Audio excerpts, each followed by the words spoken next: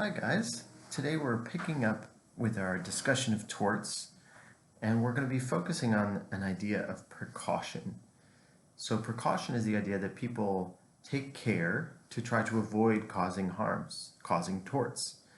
And the legal system, the tort system, can give incentives for people to take levels of precaution, and that might be an incentive to take no precaution, to take a lot of precaution, or what we'll talk about, there's actually an efficient level of precaution that we want people to take. So we don't want people to actually be as careful as possible. They took too much precaution, it would be really, really costly. We're actually seeing a great example of that right now. I'm not saying we're taking too much precaution, but we're seeing the cost of precaution, trying to avoid contracting the novel coronavirus, getting COVID-19.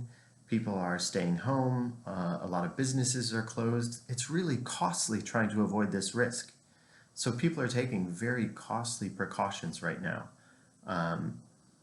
So what we want people to do is take the appropriate level of precaution. We want them to be careful, but not so careful that it means they don't do anything. Driving cars, eating food, these things have risks associated with them, and we're okay with some level of risk. We just don't want people driving crazy, driving recklessly, right?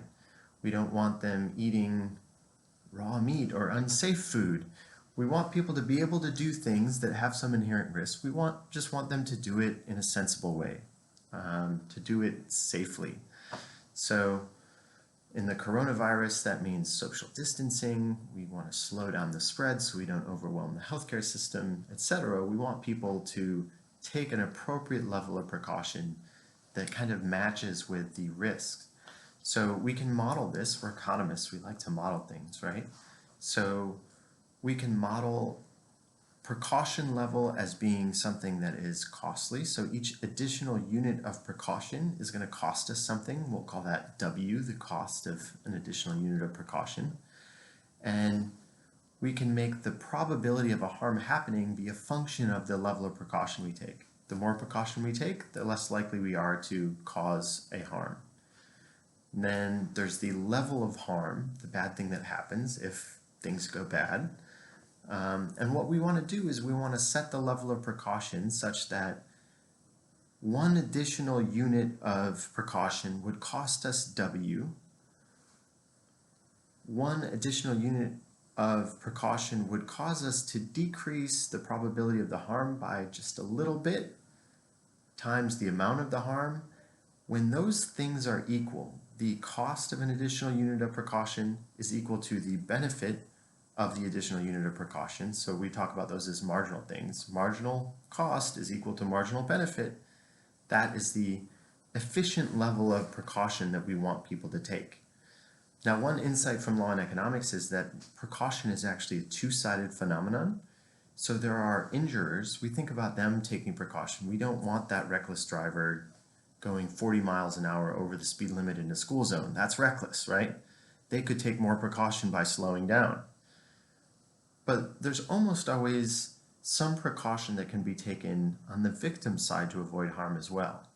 So the school can have crossing guards. The parents who are walking their kids to school can keep an eye out for cars that are coming. They can very carefully check both ways before crossing the road and wait if there's a car even within a block, right?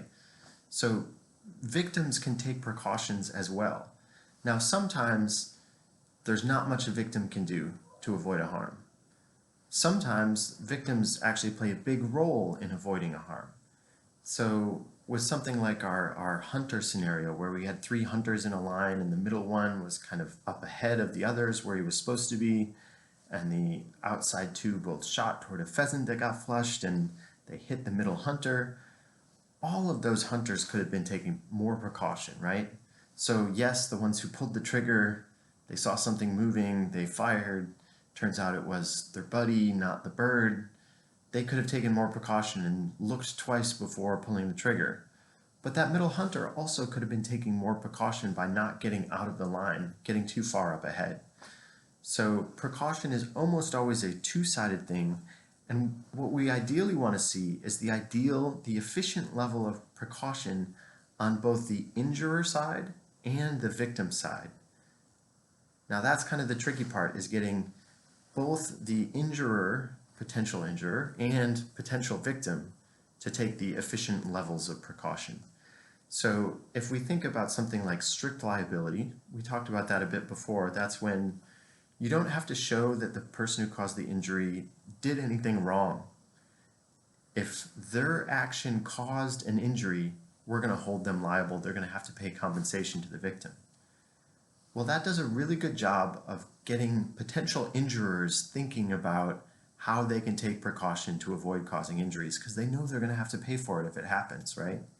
So that's strict liability. It gives great incentives to potential injurers to take the efficient level of precaution. How much incentive does it give potential victims? Basically none, right? So there is this inherent aspect of people don't enjoy being injured, even if they're going to get compensated. Going through this whole ordeal is not something most people will choose to do. But if you think about something like your car gets dinged up in a fender bender sort of situation, if you know you're not going to have to pay, you're less likely to really actively try to get out of that sort of situation. So strict liability gives potential injurers efficient incentives to take precaution, but it does not give potential victims efficient incentives to take precaution. Now, if there's no liability system, if it's a Wild West sort of world, then hey, if you get hurt, that's tough luck. That does a really good job of giving potential victims incentive to try not to get hurt, right? Because they know they're not going to get compensated for it. That, not surprisingly, does a really bad job of giving incentives to potential injurers to take the efficient level of precaution, because if they cause an injury, they don't have to pay for it. They may not care that much. So we can give potential injurers good incentives if we use strict liability. We can give potential victims strong incentives to take precaution if we use no liability. But what we really want to do is have both of those people taking efficient levels of precaution. And that's what we're going to be talking about next class when we talk about negligence regimes and how negligence regimes with different rules about comparative negligence and contributory negligence can actually give efficient incentives for both potential injurers and victims to take precaution and avoid harms. Now, as a quick note, we'll be talking a lot in criminal law about deterrence and efficient levels of deterrence. It's going to sound really similar to this. That's not coincidence. It's basically the same idea. The idea that the law can create incentives that can get people to not do risky or bad things that we don't want them to do. We don't want people to rob banks, so we make a law that gives strong punishments to people who rob banks or even try to rob banks, right? That's how our criminal law system works. We create deterrence to try to avoid the harms from happening, the crimes from happening in that case, in the first place. The tort system has some pretty similar ideas. Sometimes we call it deterrence as well. I'm going to be calling it precaution. We're trying to get people to take care to avoid the bad things happening in the first place. So what we often see in the tort system is what's happening ex post at the end. We see a lawsuit of someone who is injured suing the person who injured them. The way economists think about the tort system is, yes, there's that role of compensating victims, but there is also a very important role of the tort system in creating incentives for people who aren't there in the courtroom to take proper levels of precaution. And you can think about things like products liability. We want people making products to make them in safe ways. We want them to have incentives to make sure that they're getting safe products out there into the marketplace. So we'll talk more about products liability. As I said, next class we'll be talking some about negligence. And we're also going to have a guest lecture coming up with Isaac Kimes from Hughes & Coleman, a personal injury attorney, and he'll be talking about the role of punitive damages as well. how sometimes we really want to focus on these incentives to have people not do certain things that we really don't want people doing.